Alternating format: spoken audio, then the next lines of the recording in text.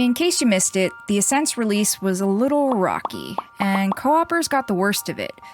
Besides the standard long loading times and the impressive array of glitches, us player 2s had our own set of unique problems.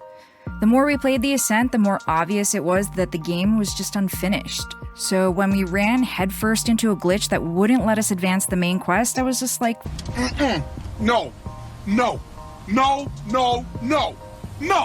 So we uninstalled it and waited while the devs did some fixin'. And they did a lot of fixin'. So what is fixed? Well, the loading times have dramatically improved for co-op, along with the frequent lagging we experienced in combat. Devs also took care of a ton of gameplay glitches, so no more one-way elevators or stuck quests. P2 isn't randomly missing loot anymore, and they fixed P2's data pads so you can actually read them now. Ooh, data pad. And that's just what we noticed from our playthrough on Xbox. By the way, if you want to check out the full list of updates, link is in the description. So what's not fixed? Well, despite all that fixin', there are still more than a few bugs crawling around in there. Some of them are silly, like this.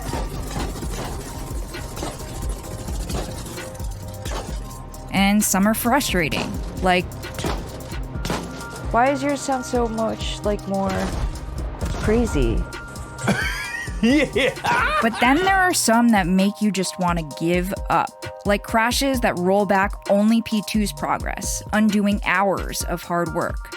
It's not really a big deal if you're missing a level or two, but when you're missing 10 and your partner isn't, that's a super big deal. And I can't even explain how bad this sucks. Wrapping up a tough section with hard-earned upgrades and shiny new gear is the whole point to RPGs. That's the big payoff. So when the game crashes and you realize you've been robbed of all that, it's really hard to keep giving a shit about the game. Like all the joy's been sucked out. And the damage isn't one-sided either.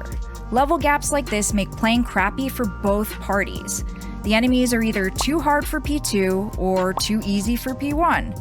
And while you might be able to rely on the first player to get through tough sections, they sure as shit won't be able to rely on you, the much weaker P2. It sucks no matter which way you look at it. So then knowing all this, is player 2 still broken? Well, yeah. But that doesn't mean you won't be able to co-op the Ascent ever.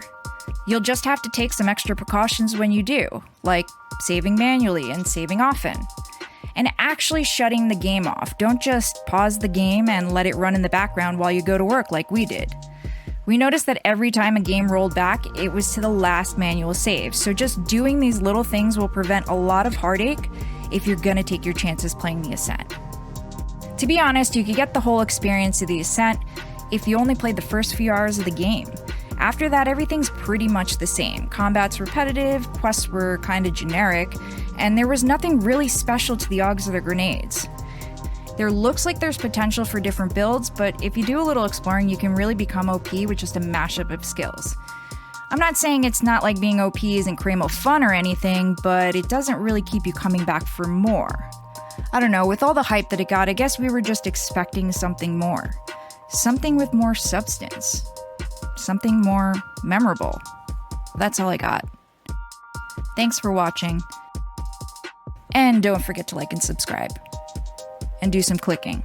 And some subscribing. And more subscribing. And liking. And then you go to the other videos, and you like those too. Just saying.